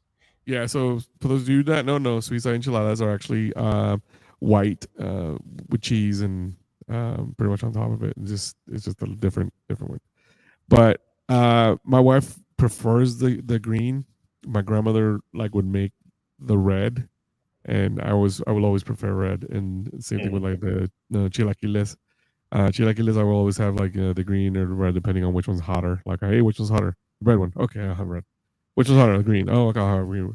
But I like to put fresh onion on my chilaquiles with ground beef, which is not no. It's not like uh, nachos. It's chilaquiles. It's different because a lot of people think that when you go to a restaurant and when you go to Depends a on restaurant, you go. which version of chilaquiles you're talking about? Are you talking about shredded chicken chilaquiles, or are you talking about like you said, the nacho type with the egg on it? No, so okay, so the egg, right? But hear me out though. When you go to our restaurant, what they use for chilaquiles, they usually will use, if especially they give you chips, they will use those chips and then make them chilaquiles with it. For me, is that I will dry. This is my grandma used to do it. We dry the tortillas for a couple of days, maybe overnight, and then the next morning, because I mean everything was made fresh, right? You went to the tortilleria and we get the kilo de tortillas, and we'd come back, and she would dry them out. But that means then she would cut them right into the fourths, Mhm. and then she would fry them, and then we actually would cook them with the salsa, with the sauce, and it was not fried like the chips. Because like I said, a lot of the different restaurants will actually use the chips and do it that way. That's not the right way to do it, because they're harder. So Right. they're thinner. They're a lot thinner. So when you use the actual tortillas and you dry them out, the next morning you just cut them and put them in there, and they're a little bit thicker and they're a little bit softer. So I'm just used to the softer chilaquiles, and then you put the cheese, and you put either the egg. A lot of them use the chorizo or whatnot, but yeah, I prefer the traditional chilaquiles, please. See, my wife calls those migas though when you do the soft corn chip with the egg and stuff. And the chilaquiles to me are more like crispy chips with the salsa and the huevo on top. Yeah, it's I guess it's just regional. depending on the region you're in. It's regional, yeah. So, but it But is. then It you is got the what it ones is. that do the shredded chicken one, and I don't like that chilaquiles at all. I like the egg and the nacho chips better. Yeah. Okay. So let me ask you a question. Tamales, right? Mhm. I lived in Yuma, and they have a tamale festival in Yuma, California, Yuma, Arizona. Where you're at, do they add olives to their tamales? I've never heard of olives and tamales. Oh, thank God, because they were nasty. It was the worst thing. I bite it. I was looking forward to this so much. I was like, oh, tamale festival, yes. I bite into it. It's a green olive. Oh, it's the worst part. Yeah, it was. I was like, nope, and it just ruined the taste of the tamale. I was like, oh, just take it out. It just ruins the entire taste of the tamale because Yeah, it it's got cooks in that it. acidic Oh, taste to an olive. yeah, and then every so there was like I think it was like 50 vendors. I ended up going to like most of them. I'm like, do you add olives to your tamale? They're like, yeah. Yep, I'm out. Or I literally walked away. I was like, do you like? No, we do not. Oh, great. Let me have a freaking 2 dozens of those, because it was just I cannot believe it. So yeah, thank God for that. Because Now I do like a good bean and cheese with jalapeno.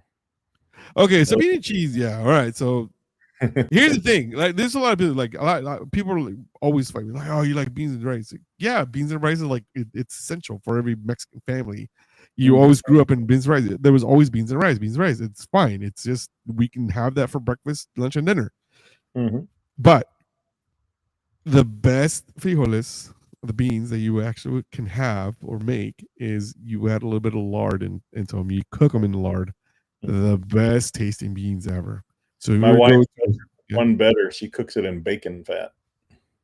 Well, yeah, I do the same as well, But it but gives you that little bit of bacon flavor to it as yeah, well. exactly. So with lard, my great grandmother used to cook them, and I loved to go into her house. They were so humble, right? They were, they didn't have much, but with the little that they had, like, hey, you hungry? Yeah. And man, the best eggs, the best beans, and oh, dude, I was in heaven every time I went in there because it was just so. It was, I don't know, the food was just so much better. I don't know what it was, but it was just great. Um, but yeah, I'm glad that you and I on the same page here with no olives on your freaking tamales. I don't understand that. That reminds me, one time, one of the first few times I drove from San Antonio down to Nuevo Laredo, they asked me if I wanted a chicken tamale, and I said, yeah, sure. Thinking it was going to be regular, just shredded chicken in the middle. They hand me this tamale that's like this big, Like, okay. And as I'm opening it up, it's a whole chicken leg inside. It's like, what the heck? Jeez. Bone and Wow. all. So that was kind of a weird one. I don't know Yeah. what they're doing down in Nuevo Laredo, but okay.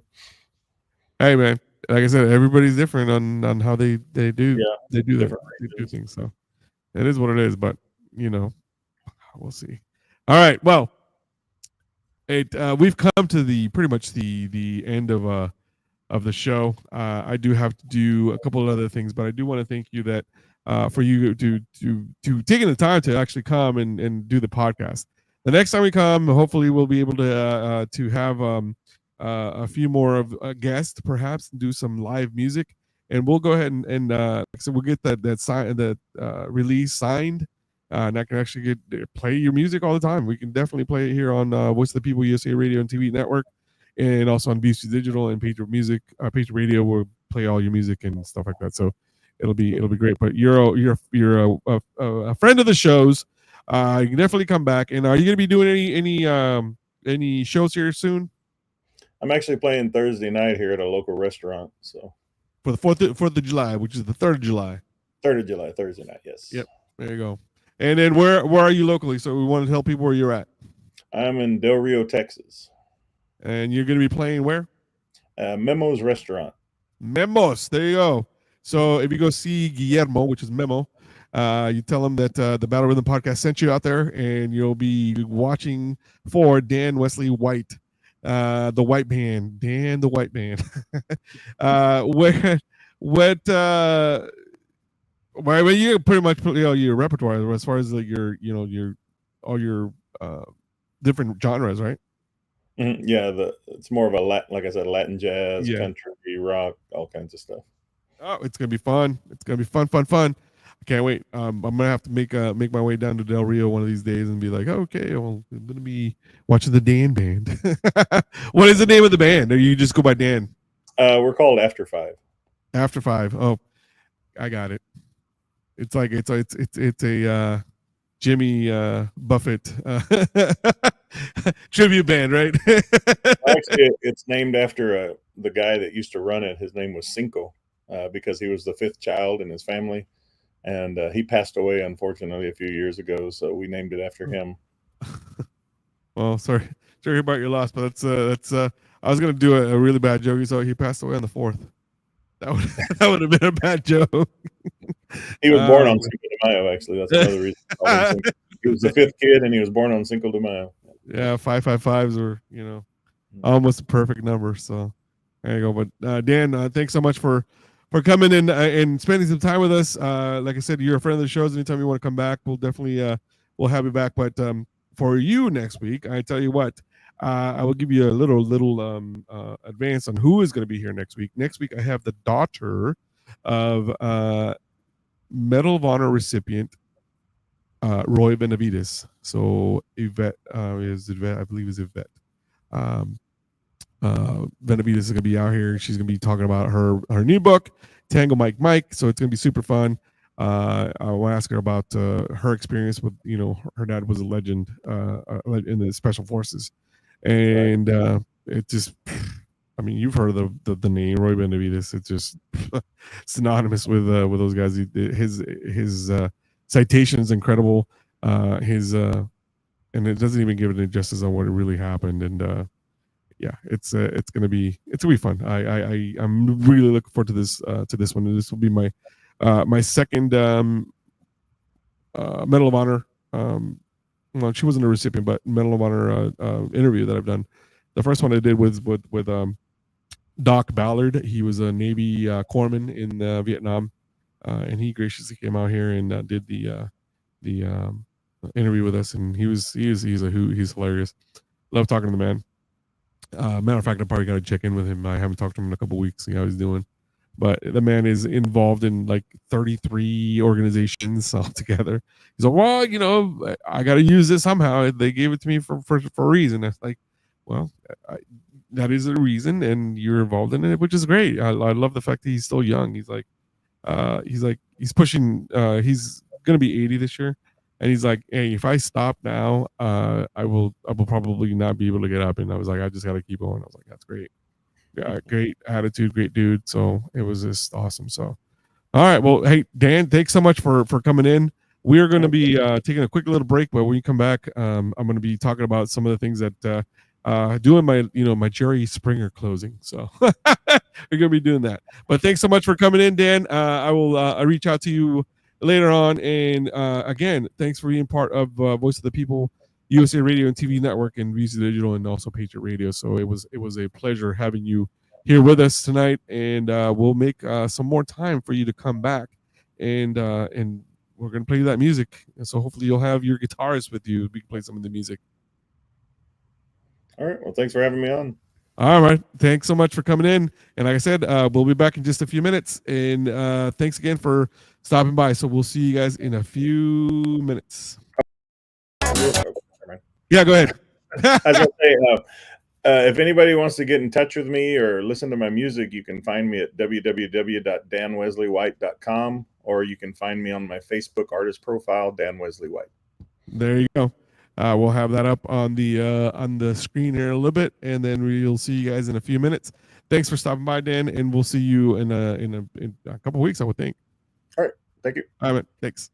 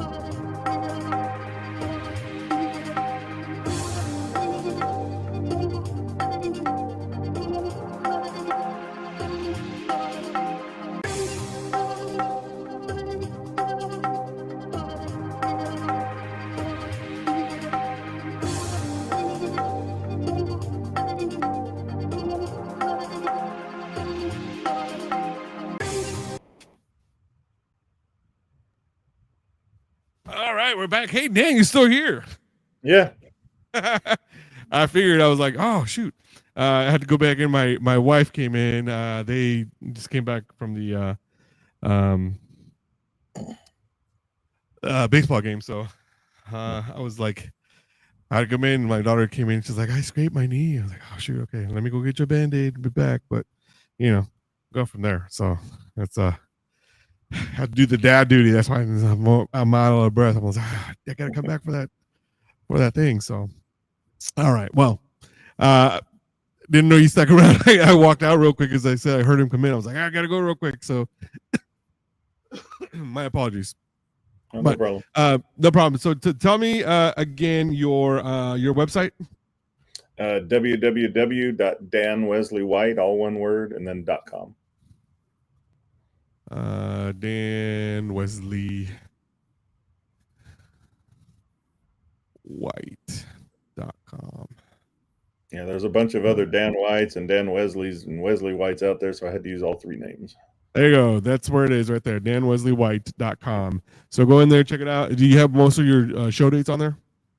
Don't have any show dates really right now. I haven't updated it in a while, but it's got all the recordings of my songs on there and stuff. And I've also got a merch store, so you can buy some stuff. There you go. Perfect. So then there's that Dan Wesley White, DanWesleyWhite.com. Make sure you check it out. Go in there, shop around, and listen to the music, because that's really how he's going to make his money. That's going to be his money maker right there. So you definitely want to support local artists, especially local artists from Texas. And Dan, I forgot to tell you that this show is being listened to in about 193 countries right now. We have about 750,000 listeners usually per episode. And so, you're going to be getting a lot of different requests from the Republic of Congo. So you're going to be getting a lot of requests for that. So it'd be great. So you'll see your numbers actually hopefully hack up once they start going into your website and listening to the music. And like I said, next time I'll send you the release so you can actually go ahead and play the music here on the station and here on my show. We can actually have play some of this music. And I'm really looking forward to actually the Latin jazz fusion type of thing that you got going on. I'm excited about that one. So it'll be great. So that's one I'm looking forward to. All right. Well, appreciate your time again, and thanks for coming in. And we'll see you. Like I said, you're a friend of the show. So anytime you want to come back, we'll definitely come back and see you. All right. Thanks All for right, having me. thanks. No problem. bye. Thank you. All right. So that was DanWesleyWhite.com. He is going to be coming back sometime soon. So he's going to be doing that. So thank you, Jay Stoyan from the Disability Channel out there in the 51st state of Canada. Thanks so much for introducing us. And it'll be fun. It'll be fun. These guys, I'm looking forward to actually listening to some of this music, and hopefully he'll be back soon to see us and everything. So it'll be cool. All right. So you guys, you're listening to the Battle Rhythm Podcast here on the Voice of the People, USA Radio and TV Network, also on UC Digital and also on Patriot Radio. But let me take a moment to actually explain to you guys what's going on. So I know, have there been a lot of podcasters out there? You guys are actually, going through the Facebook, YouTube scene that you feel like sometimes you're being, I don't want to say shadow banned or anything like that on the nature. I'm just saying that sometimes your algorithm is not being played a lot and things like that. Are you one of those people that actually suffers from that? Are you seeing different numbers, different things that are happening to you? If so, hey, I may have the solution for you. You guys want to come into a network that cares about its people, that wants to do right by its people, and they'll back the people 100%. Voice of the People USA Radio and TV Network is doing incredible things. We are expanding. We are growing like crazy. We have definitely room for the podcasters, music people, anybody that has an educational channel, something of that nature.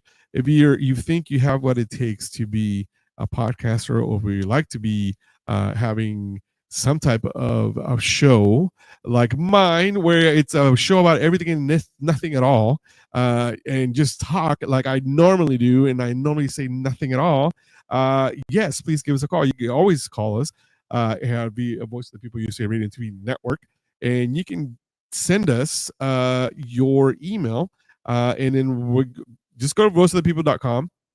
First of all, VOPUSARadio.com, VOPUSARadio.com. Go over there and you can sign up for our newsletter first, right? When you start selling, we're going to start sending out our newsletter here pretty soon. What's going to happen is that once we do send that, we are going to go ahead and start sending out different information about the network itself, also on whether or not you want to become part of the VOP family. And I am going to put up a email address right now for you if you would like to get more information on VOP USA Radio and TV Network. So what's going to happen is that, like I said, we are expanding tremendously, and we are looking for very good talent and very different things and different different flavors for different folks. So however you want to say it, it's gonna be great, and we can definitely teach you on if you would like to start a new podcast and new podcast series, or you already have established podcast. Please talk to us and see if we want to look into VOPUSARadio.com. That we go ahead and send you some of our information, because this network is expanding so much daily that we want to extend our services for you guys to be part of the VOP family. So I am going to put up the email address right now, and you guys can go ahead and send us an email, and we'll get back to you. That way you guys can go ahead and get some information. We definitely send out the information for you guys on what it is to be part of the VOP family. So contact us at VOPUSARadio.com. That is the email address. You can send your information if you have any questions. So contact us at VOPUSARadio.com. So there you go. So if you're listening to us out there in international land, anywhere in the 193 countries that I mentioned, please, again, use that email address there. Contact us at VOPUSARadio.com. And you have any questions on how you can be part of the expanding network of radio and television, VOPUSARadio.com. And please let us know what it is that you are looking for, what type of thing that you want to do, and we can definitely guide you as to. Oh man, I'm getting free advertising, man. Look at that. I completely forgot to turn on my light. Today I am not. It's not my day today. It is. It feel like it's a Monday, and it's definitely a Tuesday, and I don't know. See, I forgot to turn it on. It is. Yeah, I did. Not even turn it on. Forgot to plug it in first of all, and then I had printer issues, so I had to change the cartridge, and so I was giving free advertisement for nothing. Tell you what, man, I'm losing it today, losing it. But thank goodness that it's short week actually, because it's 4th of July is coming up. And like I said, the city of Sherman, if you're here in the Texoma area, in the Dallas Fort Worth area, Stone Temple Pilots will be here on Thursday evening to do Lights on the Lake, which is a concert, the Hot Summer Nights concert series, when they bring it over to a bigger park, and they're going to come out here and actually perform. Stone Temple Pilots will, and it's going to be super cool. I cannot wait to actually see it. So our friends at Overdrive Entertainment, they brought them over, and we are going to be having so much fun. Yes, so Stone Temple Pilots could be here. I believe that the gates open at 4:00 in the afternoon. We had Sarah McCrae last week, and she was telling us about that, about the Stone Temple Pilots. So it's gonna be a great show next week, this week, and again, remember 4th of July. Let's just talk about this. This is what I really wanted to talk about. The fact that 4th of July, a lot of veterans, a lot of dogs as well, suffer from PTSD, and a lot of dogs are actually scared of certain things. They're scared of thunder, lightning, that type of thing, right? I know my dogs are. A lot of them are actually scared of that. So, be cognizant of how and where and how you use your fireworks. I know in Texas, their fireworks are legal. I know our friends in California, some counties are illegal, some are not. I can neither confirm nor deny whether or not I actually went to a county that was legal, because I lived in one that wasn't legal. I can neither confirm nor deny that I went over there. So to pick up some sparklers, that's all I did. Sparklers. You mean to tell me you have no Roman candles, none of that nature?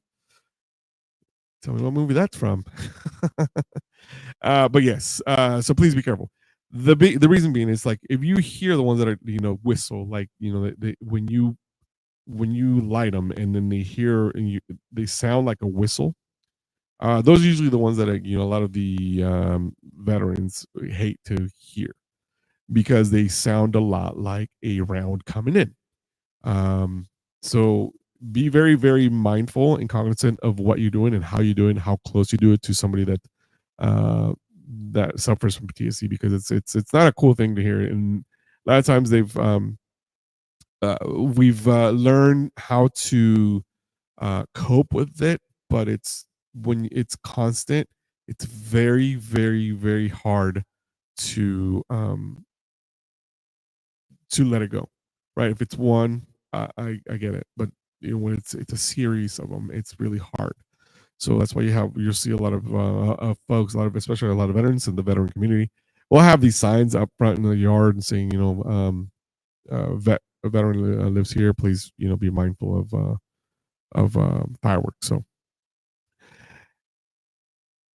with that said, is that obviously summer is in full swing, and just be careful of how you do that. So summer is in full swing.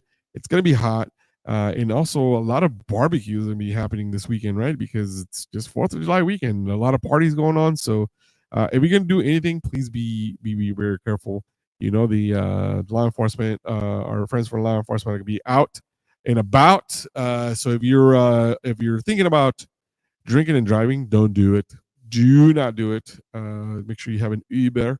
It's probably going to be one of the busiest nights in Uber, so just be prepared.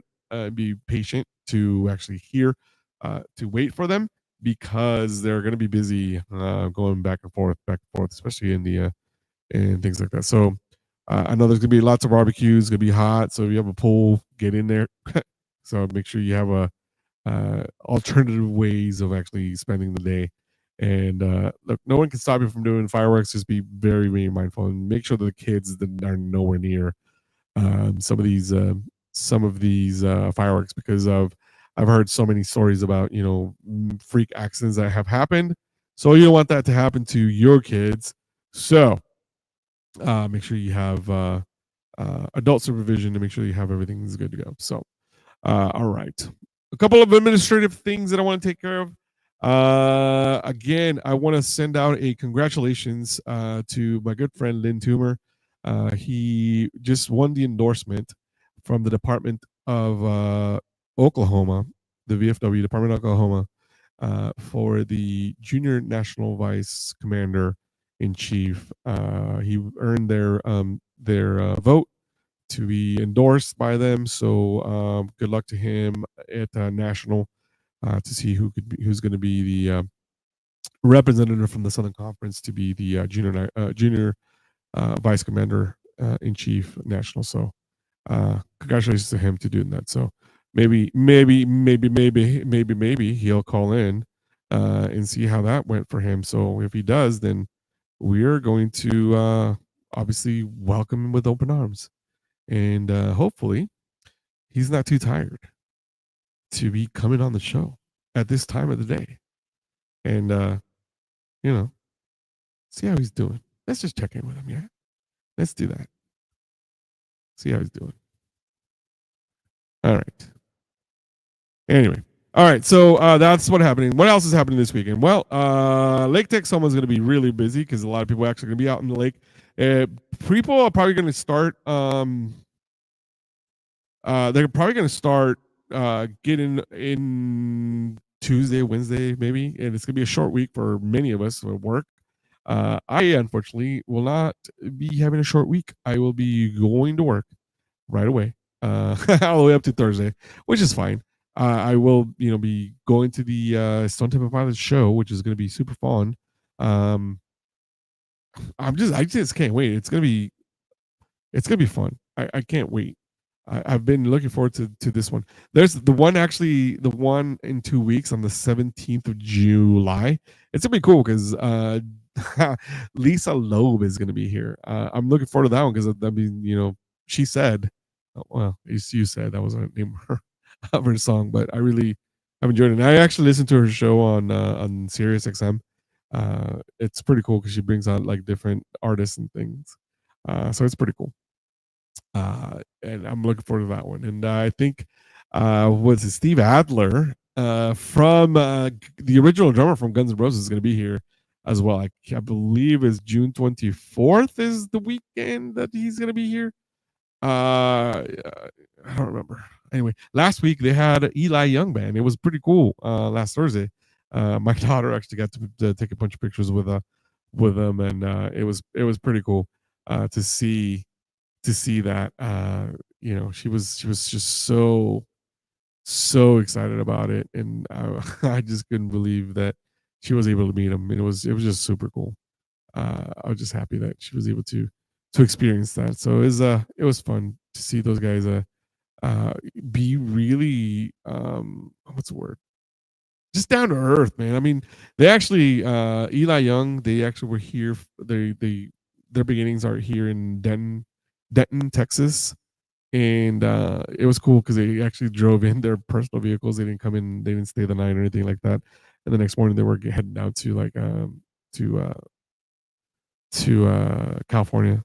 But it was just cool because they had their next show was in San Diego, of all places. So that was pretty cool. But yeah, so next week, like I mentioned before Dan left, next week I do have a very special guest. the daughter of Medal of Honor recipient Roy Benavides. She's going to be here with us. She's going to be talking about her new book called Tango Mike Mike. And so I'm excited about it because, this is the second time I've had somebody that has been a Medal of Honor recipient, and so I like doing those because they're very personal as far as the the information they give us. Right, it's very very very personal. And Yvette Benavides Garcia, she's going to be here next week, and like I said, I'm really looking forward to her book. And it's I'm going to read a couple of excerpts from it this coming week to prepare for the interview, because when I talked to Doc Ballard, I mean, obviously it was a first hand account when he was telling me this whole thing, right?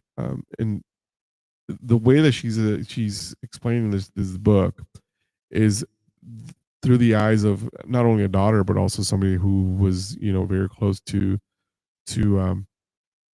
Roy Benavides. If you don't know his story, his story is incredible. What he endured during the Vietnam War. I mean, going back after he was injured himself, going back to getting more people. It just the heroism and the gallantry that he displayed it's unmatched, and it was just an awesome thing. Anyway, so she's gonna be here next weekend, next Tuesday, which I'm looking forward to, and we'll see from there. But the week after that, we're gonna have a brigadier general coming out, and she's gonna be talking about her book as well. So I got a couple of authors here in the next couple of weeks. It's gonna be super informative, so please tune in for that. And we'll definitely talk more about these other books and things that we have going on. So and I'll bring up the Hot Summer Nights, but we'll go from there at that point. This is going to be an exciting week, exciting show, and I am just excited at the fact they're going to be coming in and talking about those things with us. So it's cool. I'm just thankful. I'm just thankful that they're going to be here. So all right, real quick, I want to go ahead and play one of my favorite videos from the Black Sheep Lounge. Please, one of my sponsors, the Black Sheep Lounge, located at 127 West Main Street in Denison. Check out their little commercial. This is a pretty cool commercial, so you guys watch this real quick.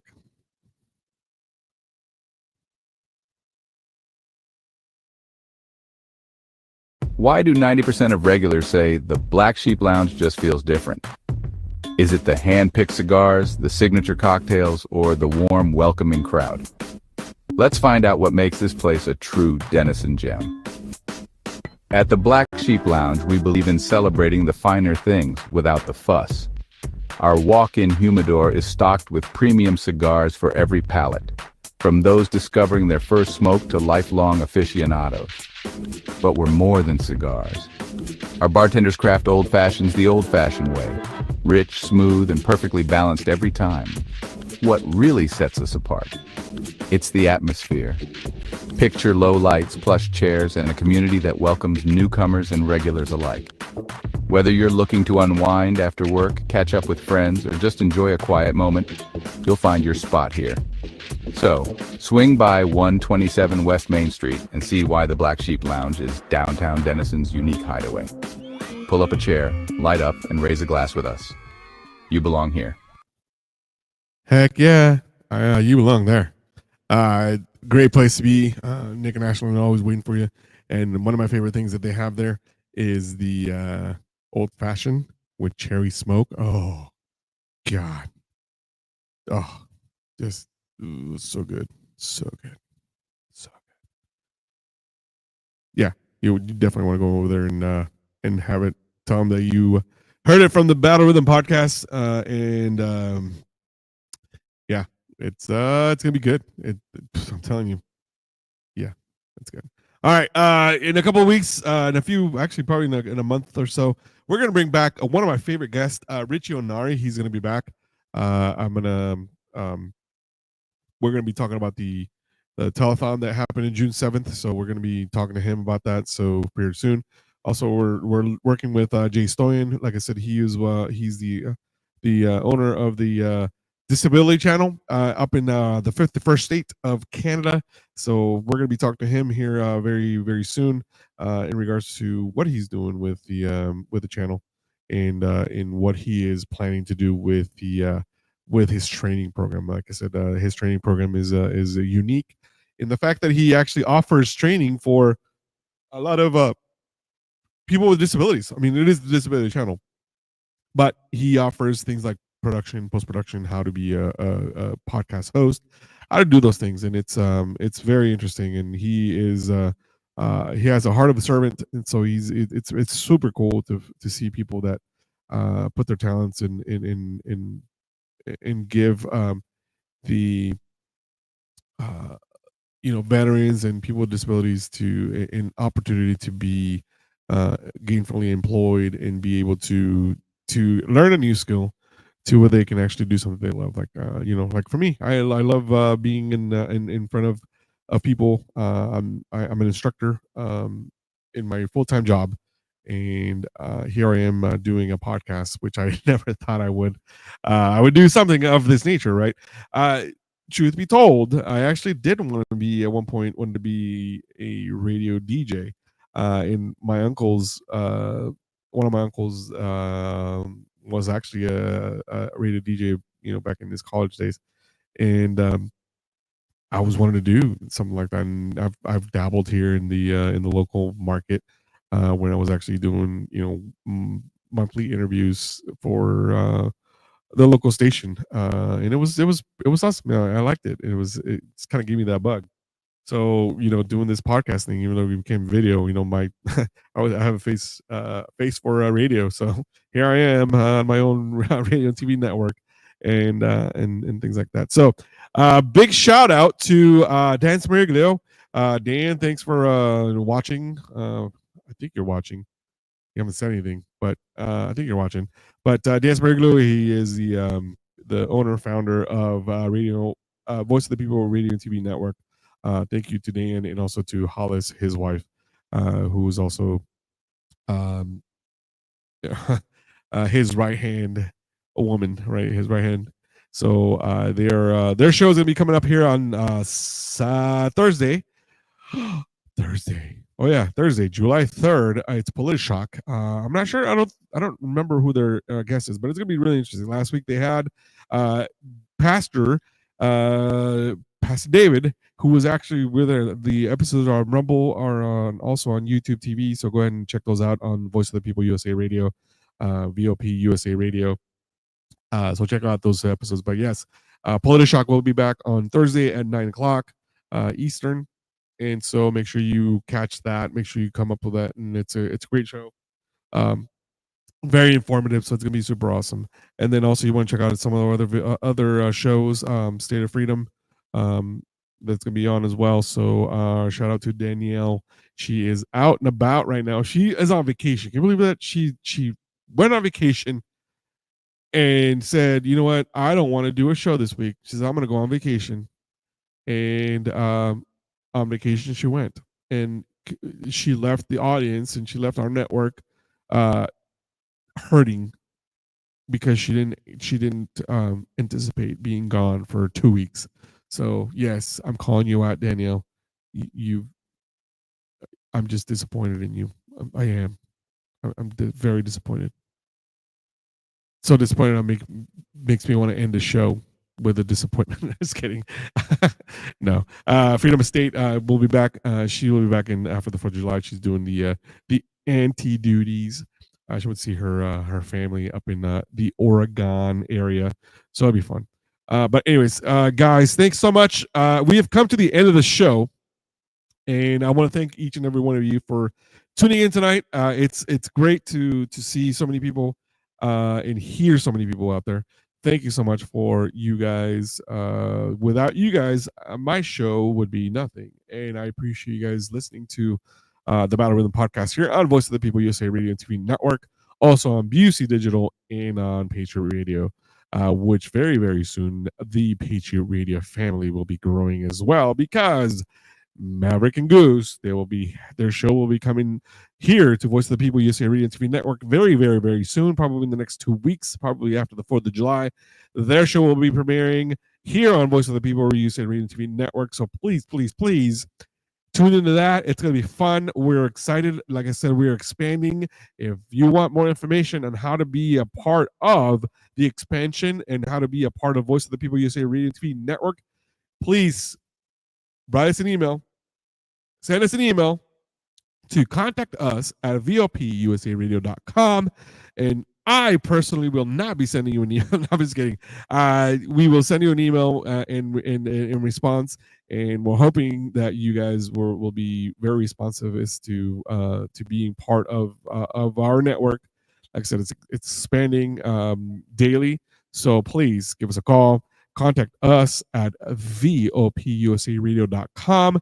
Once again, that email address is contact us at vopusaradio.com. And like always, check us out on vopusaradio.com. So that will be your way in. Subscribe to our newsletter that's going to be coming up here pretty soon. It's going to be sent out. I don't know if it's going to be weekly or bi-weekly, but it's going to be coming out. A lot of different information, a lot of good information on there as well. So thanks so much to our sponsors, Texoma Harley Davidson, the American Legion Riders, Post 231, the MIA Post in Lake Texoma. Thank you guys very, very much for your support. Also to Black Sheep Lounge, thank you very much. Scott's Construction, thank you so much for that. You are one of our great sponsors as well. EGA Construction from Dallas Fort Worth, thank you so much as well. And to all those that I have not mentioned, thank you once again for your continued support in the show, and also for Voice of the People USA Radio and TV Network. BUC Digital, hey, thanks, Aaron. Hope you're doing well. I will see you very soon, sir. You owe me lunch. And then to Patriot Radio, thanks so much for being part of the VOP family as well. And yep, with that said, ladies and gentlemen, I have exceeded my time for tonight. Thank you guys so much for being here. I will be coming back next week, Tuesday at 9 o'clock Eastern, 8 o'clock Central, with Yvette Benavides Garcia, the daughter of Medal of Honor recipient Roy Benavides, which I'm looking forward to that. And you guys cannot miss this show. It's going to be great. It's going to be awesome. And you don't want to miss it. So until next time, you guys be safe. Remember, 4th of July is this weekend. Please, please, if you're going to be drinking, do not be driving.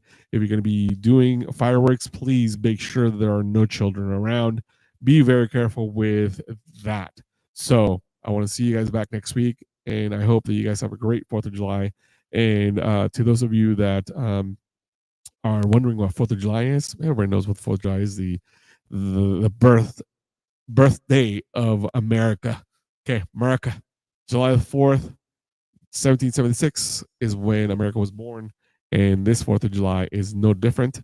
It is the 249th anniversary of the United States. So please, please, please be careful out there.